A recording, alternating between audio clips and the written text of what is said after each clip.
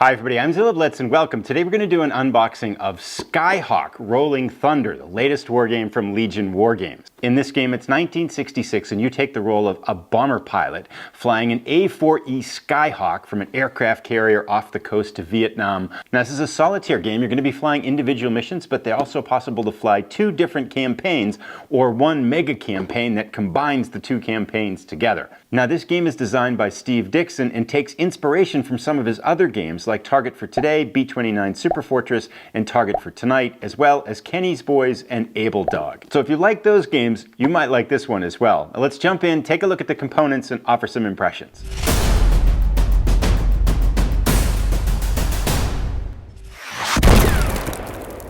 I like the cover a lot, so it gets you right into the idea of the game. We've got the A4E Skyhawk right here. We've got a single pilot flying a mission because it's a solitaire game and you're going to take the role of a single pilot, and the bomber is dropping its ordnance somewhere over Vietnam. Set again in 1966, so it gets you right into the mood of the game without any delay. Let's take a look at the back of the box and talk a little bit about some of the general characteristics of the game down here. So number of players is 1. It's a solitaire game only. You're going to be taking the role of a single fighter pilot, a single bomber pilot, over Vietnam, flying an A4E Skyhawk. And so solitaire suitability, of course, is labeled as high. Now, the game complexity here is listed as medium to high. I feel like it might be more of a medium game. There are a lot of rules, as we'll see, and some complexity in terms of kind of aircraft ordnance and some of the mission characteristics and things that could happen. But I'd almost be tempted to put at it more of a medium level, not so much because of the amount of rules, but just that the complexity of the rules doesn't feel that challenging. So I feel like this is going to be a game you can, and I feel like also as you learn the game, you can kind of be playing the game. So you can kind of follow the sequence of play and learn the game as you're going along. So I'd almost be tempted to put it a little bit more in the medium category. But you know, without playing, it's a little bit hard to say. But I've looked over the rules for about 30 minutes, 45 minutes or so, and I'd be tempted to think that this might be actually, in other words, I wouldn't let the medium-high complexity rating scare you off. So let's put it that way. Okay, so let's open it up and put the cover off to the side. We have some promotional material from Legion Wargames, some various elements in here. We'll put those off to the side. Now, there are 2 dice. Again, if you're familiar with Target for Today or Target for Tonight, B-29 Super Fortress, this is a game that's going to be very much a chart-driven experience. So we're going to be using 0 to 99 results and 0 to 10 results with these dice to give you different elements that you're going to be looking up on charts to find out what happens to your aircraft as it executes its mission. So those are our 2 dice here. Now there are 6 stickers here that say knocked out on it. These were omitted from the printing of the counters itself. So there were 5 blank counters, and I took these out already and put the stickers on the blank counters. So these are the knocked out counters that I've kind of added the stickers to. We have some baggies in here as well, so no worries, everything there. And then a little bit of errata here in terms of some notes on a couple little changes there, but nothing of significant note here. So let's take a look now at the 3 sets of documentation that are here. We have the rulebook, we have some charts and tables, and then we have the target listing gazetteer. So this is basically how you're going to learn the game and then how you're going to execute the game as well. First up, the rulebook. This is glossy paper. Now again, you know, looking at the length here, it is 40 pages worth of printing. I mean, a couple pages on the back that don't really count. However, the optional rules start at page 31. So 3/4 of it are the rules itself. The last 10 pages or so are the optional rules here. Now, again, there's not many graphics. It's black and white, glossy paper, 8.5 by 11. But the type is rather large, and it's got a lot of spacing between the lines here. So, you know, it's easier reading, and it's kind of very procedural. And there's nothing I found in here that was, you know, from what I've looked at and from the sections I've read and things like that, there's nothing super complicated about it. And I do think the way that it's set up, you can kind of read through it and play and read as you're going through your first kind of learning mission to get a sense for how you're going to be executing the missions and things like that. So again, I wouldn't let the amount of text scare you away here. I feel like it's actually probably a fairly gentle, if not, you know, a little bit lengthy learning procedure, but fairly gentle overall in terms of what you'd be looking at. So now we have the target listing a gazetteer, and there are 3 elements to this. It's 8 pages here with a little bit of historical information and photos on it. If you're playing a historical campaign, you've got this U.S. Navy target list. And then there's a little bit, I think my understanding is the Air Force target list here and the Military Assistance Command Vietnam target list give you some optional target elements if you'd like to incorporate those into the campaign. But if you're flying the historical campaign, you're going to be generating missions using dice, generating targets for your aircraft based on this U.S. Navy target list. There we have that. Then we have the charts and tables. And if you're familiar with Target for Today or Target for Tonight, you'll know that Steve Dixon's games here, they do a lot of kind of, you're making some decisions, you're trying to figure out what to do, and then you're going to be looking up the impact of those decisions by rolling dice and referencing some different charts and tables. And there are a lot of charts and tables for a lot of different things. So here we have North Vietnamese defensive box fire versus the player's Skyhawk in the support attacks, what areas are hit, whether it's a cockpit and things like that, U.S. attack tables, depending upon your different ordnance elements here. And we can see lots of different kind of determinations depend on what ordnance you've got. And I think this is where a lot of the strategy and agency comes into the game, is how you're going to be loading out your Skyhawk for its particular mission. This is a percentage of damage that you're doing, which is important for victory conditions, and lots of things for kind of handling the post and pre-mission elements of that. And then in this is worth mentioning now too, because we can see some of the campaign elements here. Campaign Victor, Campaign 1, these are the victory conditions for the campaign and things like that. In this game, you can fly individual missions, but there are also 2 campaigns, and roughly each campaign will consist of around 16 missions. There are some things that can change that, but roughly you're going to be looking at 16 mission campaigns. And of course, you're trying to survive and do well. You can get shot down, you can get captured, you can get killed. All these kinds of bad things can happen. But the general goal is for you to navigate your aircraft through a campaign of about 16 missions. And you can combine those into a double campaign, if you would, that spans both of those. So it'd be roughly, 30 plus missions in that longer campaign if you'd like to go that route. And so these are the charts and tables, and again, about 20 pages of those. Now let's take a look at the counters, and I think this is probably a good time to talk a little bit about one of the other elements of the game here. Let's take a look. There are 2 sets of counters here. They're pretty big here. I mean, the ordnance ones are small. They look like maybe a ½ inch or a little bit bigger, but these I think are all 3/4 inch, and then the aircraft themselves are rather large. They're all single-sided, so things like that, you don't have to be flipping them over or anything. Let's take a look here first. Now, I've punched out those blank ones to put the stickers on them for knocked out that were the oversight in printing there, so that's why there's a hole in these. I already did that already. And let's take a look here. So here we have 25 pilots, and you might be wondering, okay, why are there 25 pilots if you're flying as an individual pilot in this campaign? Well, there is an expanded element to the campaign that you can choose if you want, where you basically have kind of a squadron of 24 additional or 24 non-player characters, if you would. So there's a simulation system that you can use to simulate their missions so that as if you're not flying alone. So it involves a little bit more record keeping, a little bit more die rolling to kind of simulate this element that you are one pilot amongst a whole team of pilots trying to execute a series of missions. And if you do that, you have to kind of keep the right number of aircraft up and ready and flying, and your pilots are going to get hurt and you're going to lose pilots. So it adds a whole expanded element to it if you would like to put that in. That's completely optional, and you can fly the campaign as one pilot. You're just going to be kind of controlling and kind of moving through the campaign with one pilot and one aircraft as well. Then we have over here in the top left, support aircraft. And this again is, I think, an area where we have a good bit of agency in the game, because this is going to be what kind of support aircraft you get and bring with you, and how you allocate those to try to take out threats on the way to your target is going to be a big factor as to whether you survive and are able to execute your missions, or whether you're going to get shot down and have a rough campaign. Then we have more tokens down here and more pilot counters. I'm not sure why there's a duplicate set, one in black and one in white. I'm not sure if that's just artistic choice, but I haven't figured out that yet part from the rules there.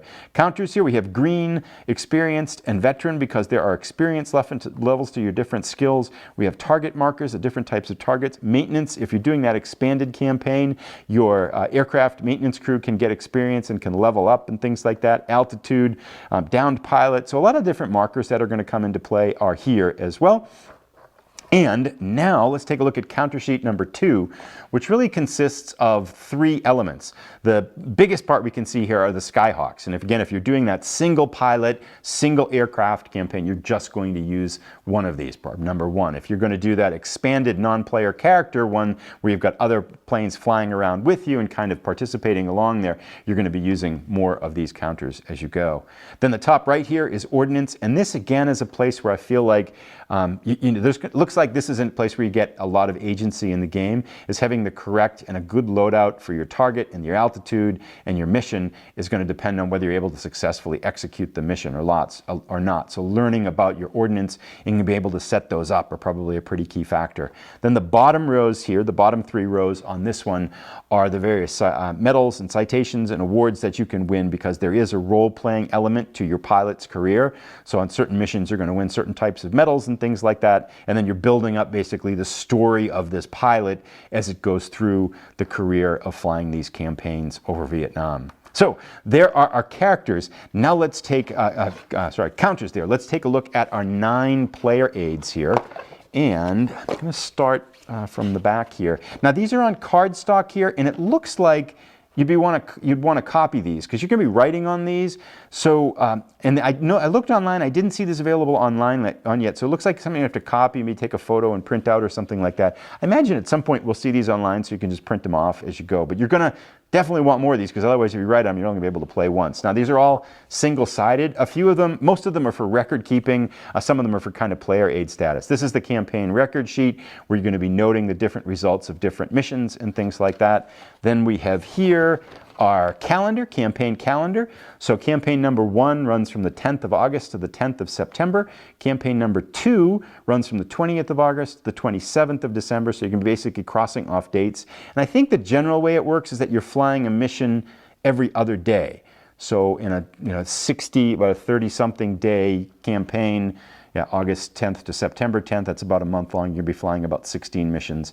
And this one here is 20th of October to 27th of December. Maybe that's a longer campaign, or perhaps it's you fly every 3rd day. I'm not quite sure how that works. And again, you can campaign 3 number here, combines campaign number 1 and 2, the ultimate campaign to see if you as your pilot can survive a much longer stretch of the war there. Now this is the division record sheet. A few of these player aids are for that expanded non-player character element of the game, and so this is going to be used for that if you're tracking some of the other A4E Skyhawks, the different things that happen on their mission. So again, this would be something that you're going to want to print out and to create some copies of. Here we have the turn sequence guide, so a more standard player aid here, kind of listing through the various steps that you're going to be working through. I can see this being very helpful as you're kind of learning how to play the game and executing the game as you're going through various missions.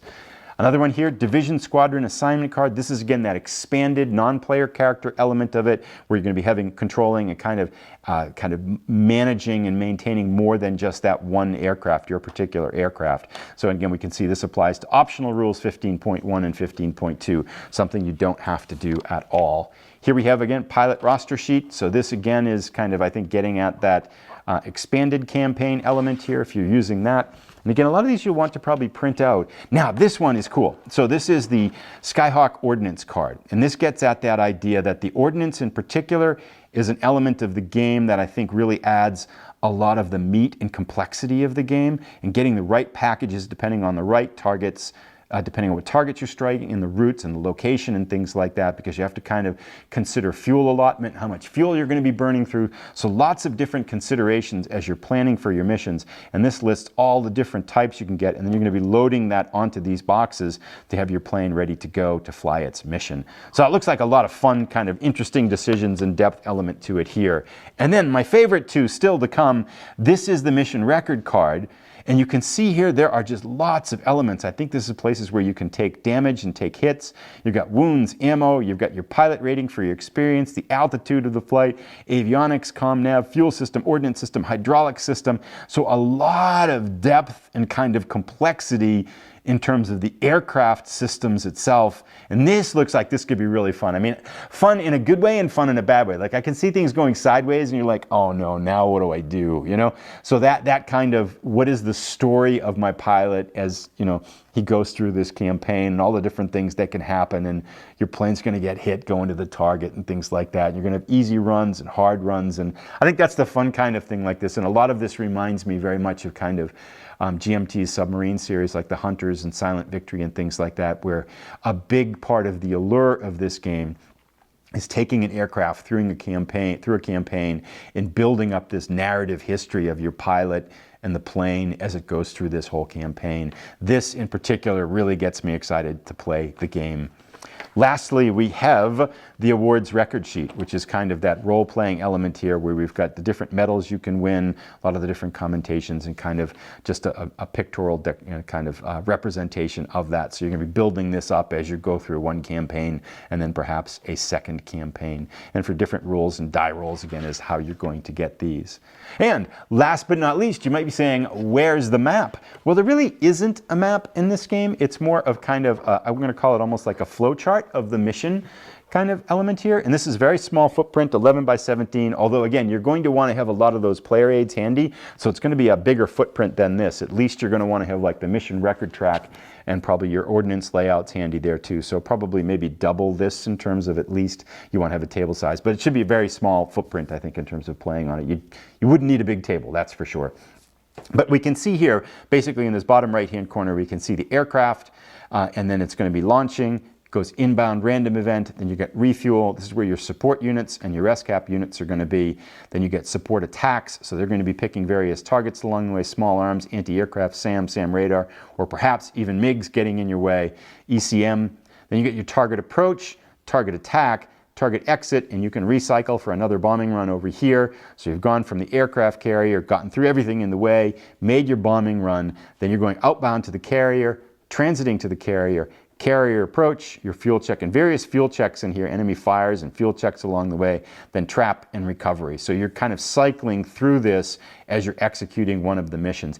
And I think, I'm going to guess that a mission's going to take about 30 minutes to an hour for one mission to execute, just kind of looking at the complexity of the game so far. That's a total guess based on 30 minutes, 45 minutes of reading the rules. So that would make a campaign about maybe 8 to 10 hours of gameplay. So I think there's a lot of depth in here. And this, again, you can get killed on your second mission, or you can last 16 missions. And that's kind of the charm of these games. You really don't know what you're going to get. And there is an element of agency here, but there's also an element, a certain degree, of fate. The same thing with the submarines, that stuff can just happen, and you might just get a bad hand and you're not making it home for that, for those reasons there. So I think that element has to be something that you accept and kind of relish in these types of games. You have to be willing to take that as part of the outcome. And especially you get to mission 15 and then something goes sideways and all of a sudden your campaign's over. But stuff happens, right? And then in here, the last thing I mentioned, we've got the middle, NVA patrols. We've got search and rescue if you bail out over land, search and rescue if you bail out over water. And I think there's a relatively simple mechanic for this. And then there's an optional rule that expands off of that and makes it a little bit more complexity. It gives a little bit more depth to that as well. And with that, we've covered everything. Skyhawk from Legion Wargames. Now, I will be bringing some gameplay to the channel up to this relatively soon. I do have a few other review games that I'm playing through, so it's going to be a little bit before I get to it, but I'll put a link up here to that as soon as it's ready, and then I'll be coming back with a final review after I get a chance to play through it for a little bit here. Got questions and comments? I'd be happy to entertain them to the degree that I am, but I look forward to seeing some more action for this one coming to the table. So I'll be back shortly with more gameplay. Thanks everybody for watching. Take care.